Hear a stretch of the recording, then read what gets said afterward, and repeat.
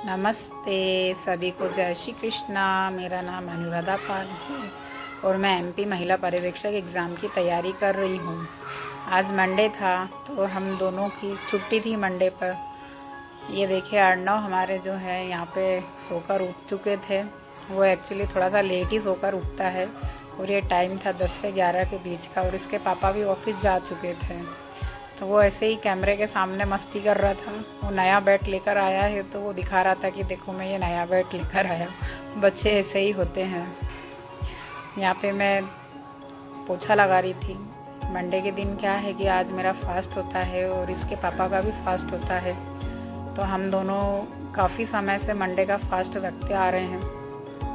यहाँ पर मैं मंदिर में बैठी हुई थी, नहा कर रेडी होकर आ गई थी, तो मैंने कहा चलो मंदिर में भी दिया लगा ही देती हूँ। हालांकि इसके पापा ऑफिस जाते हैं तो वो दिया लगा कर ही जाते हैं और आज मेरी छुट्टी थी तो मैं थोड़ा सा ये सूट ले रही थी, नहीं तो मैं सुबह ही करके चली जाती हूँ ये सारी चीज़ें। यहाँ हमारे मंदिर में छोटे से कृष्ण जी भी बैठे हैं, भोलेनाथ जी भी हैं और साइड में बाल गोपाल जी, कृष्ण जी सब बिठा रखे हैं। एक ही मंदिर में हमने सभी को बिठा के रखा है। ऐसे कहते हैं ना, भगवान जी जब हमको कुछ देते हैं तो उनके लिए भी एक छोटा सा अलग सा स्थान हमें दे देना चाहिए घर में। तो यहाँ पर हमने हमारे घर में मंदिर के लिए अलग स्थान बना के रखा है, ताकि क्या है मंदिर में थोड़ी सी साफ़ सफाई भी बनी रहती है और घर में भी एक अलग ही वाइब होती है। अगर आप मंदिर एक अलग बना देते हो तो आपके घर में एक अलग वाइब आती है। यहाँ पर मैं भोलेनाथ जी और लड्डू गोपाल जी को क्या है थोड़ा सा व्यवस्थित तरीके से नहला धुला रही हूँ। वैसे तो मेरी सासू माँ कर देती हैं, पर आज छुट्टी है तो मैंने उनको बोला कि आज मैं ही कर देती हूँ। ये मेरे छोटे से लड्डू गोपाल जी हैं और मैं कृष्ण भगवान से थोड़ा ज़्यादा ही अटैच्ड हूँ। यहाँ पे मैंने उनको नहलाया धुलाया सब करके अच्छे से क्लीनिंग करके उनको वापस से उनके सिंहासन पे बिठा रही थी। और अब टाइम था मेरे ससुर जी का लंच प्रिपेयर करने का। हालांकि हम दोनों का तो फास्ट था तो मैंने सुबह ही फरियाल बना लिया था मेरा और इनका, लेकिन मेरे ससुर जी को क्या है यहाँ पे मैं दलिया रेडी कर रही थी। उनको थोड़ा सा लाइट ही खाना दे रही हूँ क्योंकि एक दिन पहले ही उन्होंने थोड़ा सा हैवी खाना खाया था, तो उनके लिए मैं यहाँ पे दलिया प्रिपेयर कर रही थी। मेरे ससुर जी को क्या है घुटनों की प्रॉब्लम है, तो हमने उनको नीचे शिफ्ट कर रखा है, तो थोड़ा सा अप डाउन होता रहता है मेरा और मेरी सासू माँ का, क्योंकि हम दोनों ही घर पर बच्चे हैं और हम दोनों ही दिन भर रहते हैं। तो उनको जो भी ज़रूरत पड़ती है वो बेल बजा देते हैं, तो हम नीचे उनके लिए कुछ भी लेकर चले जाते हैं जो भी उनको ज़रूरत लगती है। अप डाउन करते रहते हैं। अर्णव भी उनकी हेल्प करता रहता है।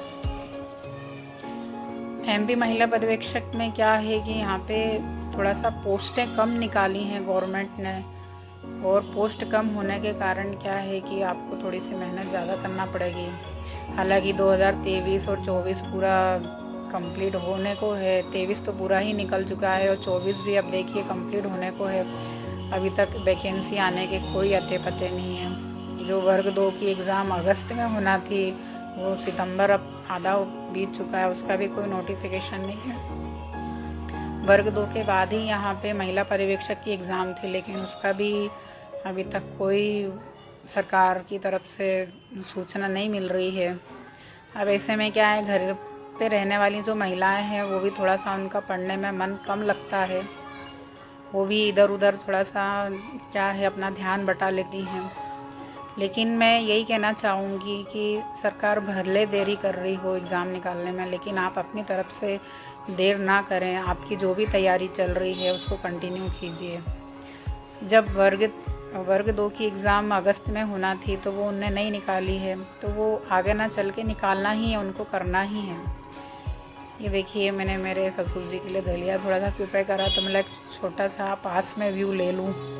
दिखने में बहुत ही अच्छा लग रहा था, वो बनने के बाद भी उनको बहुत टेस्टी लगा। यहाँ पर मेरे अर्णव भैया जो हैं वो स्टडी कर रहे थे। मैंने बोला आप स्टडी कर लो बेटा, आधा दिन हो चुका है। मैंने मेरी सासू माँ को भी खाना वगैरह दिया और करीबन 2 से 2:30 के बीच का ये टाइम था, तो मैंने बोला चलो अब मैं सारे कामों से फ्री हो गई थी, तो अब मैं यहाँ पे क्या है प्रबंधकीय कौशल और पोषण के जो बुक है वो मैं लेकर बैठ गई थी, तो मैंने बोला चलो यहाँ पे अब कंटिन्यू दो एक घंटे की पढ़ाई तो करना ही पड़ेगी। तो मैं यहाँ पे क्या है पोषण एंड स्वास्थ्य और प्रबंधकीय कौशल दोनों को पढ़ रही थी और यहाँ हाईलाइट कर रही थी। मैं रेड पेन से भी हाईलाइट कर देती हूँ, पेंसिल से भी कर देती हूँ। हाइलाइटर लेती हूँ ना, तो वो हाइलाइटर में क्या है कि वो बहुत ज़्यादा डार्क दिखने लगते हैं, तो फिर मैं पेंसिल का ही यूज़ करती हूँ। यहाँ पे महिलाओं को क्या है ना कि वो घर में रहती हैं तो उनका ध्यान सब जगह उनको लगाना पड़ता है। वो ऐसा नहीं है कि एक प्रॉपर स्टूडेंट की तरह पढ़ाई कर सकें, क्योंकि क्या है कि वो सब दूर कई तरीके से अपना रोल अदा करती हैं। जैसे कि यहाँ अगर वो शादीशुदा हैं तो उनको बहू का रोल अदा करना पड़ता है, माँ हैं तो माँ का रोल अदा करना पड़ेगा, और पत्नी है तो पत्नी के लिए तो ऑलरेडी बहुत सारी जिम्मेदारियां होती हैं। लेकिन अगर शादी के पहले ही ये चीज़ आप देखते हैं तो अपनी लाइफ में सिर्फ आपको एक बेटी बनकर ही पढ़ाई करना पड़ती है। हालांकि सबकी परिस्थितियां अलग अलग होती हैं, इसमें किसी को जज नहीं किया जा सकता है कि कौन किस तरीके से अपनी पढ़ाई कर रहा है। लेकिन मेरा मानना है कि शादी के बाद पढ़ाई करना मतलब आपके लिए बहुत चैलेंजिंग हो जाता है, क्योंकि ये चीज़ मैं काफ़ी समय से करती आ रही हूँ। जब मैंने शादी के बाद ग्रेजुएशन करना स्टार्ट करा तो मेरे लिए काफ़ी चैलेंजिंग था, क्योंकि मैं एक तो नई दुल्हन थी, ऊपर से थोड़ा सा घर वालों में भी क्या था ऑब्जेक्शन ले रखा था मेरी पढ़ाई को लेके कि अगर आपको पढ़ाई करना है तो घर के सारे काम करने के बाद ही आप अपनी पढ़ाई पर ध्यान दोगे। उनका कहना था कि आप अगर कॉलेज जाते हो तो घर के सारे काम निपटाओ, उसके बाद ही आप कॉलेज जा सकते हो। तो मैंने बोला चलिए ठीक है, मुझे तो घर और पढ़ाई दोनों मैनेज करना ही था। तो जब मैं सुबह कॉलेज जाती थी, मेरा कॉलेज लगता था 8 से 12 का, तो मैं कॉलेज जाने से पहले 5 बजे उठती थी और मेरे हस्बैंड का लंच प्रिपेयर करना, मेरे जेठ भी साथ में रहते थे, मैं उनका भी लंच प्रिपेयर करती थी, और मेरी ननंद भी उस समय साथ में रहती थी। तो मैं तीनों लोगों का लंच प्रिपेयर करके जाती थी, क्योंकि रूल क्या था कि मेरी जेठानी जो है वो रात का खाना प्रिपेयर करती थी और मैं सुबह का खाना प्रिपेयर करती थी। तो मैं तीनों के लंच प्रिपेयर करके, और मेरे ससुर जी उस समय जल्दी खाना खाते थे, तो उनके लिए मैं भी खाना वगैरह रेडी करके ही जाती थी। और फिर 12 बजे बाद जब मैं कॉलेज से आती थी, उसके बाद भी बर्तन वगैरह जो भी रहते थे वो सब मैं क्लीनिंग करती थी, और फिर दिन में मैं 3 से 4 5 जो भी मुझे टाइम मिलता था मैं पढ़ाई कर लेती थी। उस समय टीचिंग नहीं करती थी, टीचिंग मैंने ग्रेजुएशन के बाद ही करना शुरू करा। तो हालांकि मेरा यही मानना है कि शादी के बाद पढ़ाई करना आपके लिए काफ़ी चैलेंजिंग हो जाता है। आपको सब जगह बैलेंस बनाकर रखना पड़ता है। अगर आपने किसी को भी निराश करा तो फिर आपके प्रति क्या है सवाल उठने लगते हैं। तो यहाँ पर मैं देखिए महिला एमपी पर्यवेक्षक की एग्ज़ाम की तैयारी कर रही हूँ, और उस एग्ज़ाम की तैयारी करना भी मेरे लिए चैलेंजिंग ही है, क्योंकि अब वैसे तो मेरे जेठ और जेठानी जी अलग हो गए हैं, उनको अलग हुए ही 12 से 13 साल हो गए हैं। लेकिन अब किसी भी चीज़ को आप जब कुछ करते हो, तैयारी करते हो, तो वो आपके लिए चैलेंजिंग बन ही जाती है। वो अलग हो चुके हैं, लेकिन मेरे सास ससुर तो हमारे साथ में ही रहते हैं। ये उनका ही घर है और हम उनके साथ में रहते हैं। सॉरी, मुझे यही बोलना चाहिए कि हम उनके साथ में रहते हैं। यहाँ पे मैं पढ़ाई कर ही रही थी कंटिन्यू, और टाइम हो चुका था करीबन 3:45 के समथिंग का। तो पढ़ाई करते करते थोड़ा सा धूप भी आने लग गई थी, और पढ़ाई करते करते क्या है थोड़ा बोरियत भी आने लगती है, तो फिर मैं थोड़ा सा रुक रुक के कर लेती हूँ। लेकिन मैं कंटिन्यू अगर बैठ जाऊँ तो कंटिन्यू मैं 3 से 4 घंटे पढ़ सकती हूँ, और मैं यहाँ पे मेरी पढ़ाई कंटिन्यू कर ही रही थी। महिला पर्यवेक्षक में आपको चाहिए कि आप एक बहुत तगड़ी आपकी प्लानिंग होना चाहिए कि आपको अगर एग्ज़ाम निकालना ही है तो आपकी प्लानिंग क्या है, आपकी बिल्कुल ऐसी होना चाहिए कि एक ही बार में आपकी महिला पर्यवेक्षक की एग्ज़ाम निकल जाए। और जो बिल्कुल गवर्नमेंट जॉब एस्पिरेंट बच्चे रहते हैं ना, वो तो निकाल ही सकते हैं, क्योंकि वो दिन के आराम से 8 से 9 घंटे तो पढ़ ही लेते हैं। वो महिलाओं के लिए थोड़ा सा ये टफ हो जाता है। एक दिन मैं अलग से शूट करके बताऊंगी कि मैं किस किस सोर्सेज से पढ़ाई करती हूँ, क्योंकि गर्मी के समय भी मैंने काफ़ी सोर्सेज यूज़ करे थे महिला पर्यवेक्षक में। ये देखिए, मैंने प्रबंधकीय कौशल में आज ये सारी चीज़ें पढ़ी हैं, ये अधिकार, उत्तरदायी, जवाबदेही, ये सब प्रत्यायोजन के हैं और ये सब उसके तत्व थे। डिसेंट्रलाइजेशन भी मैंने यहाँ पे पढ़ा है। डिसेंट्रलाइजेशन में हेनरी फ्योल की जो मुझे परिभाषा लगी वो थोड़ी इम्पोर्टेंट लगी कि अधीनस्थों की भूमिका को अगर आप महत्व देते हो तो वो और निखरते हैं, और अगर आप उनकी भूमिका को महत्व नहीं देते हो तो वो और पीछे होते चले जाते हैं।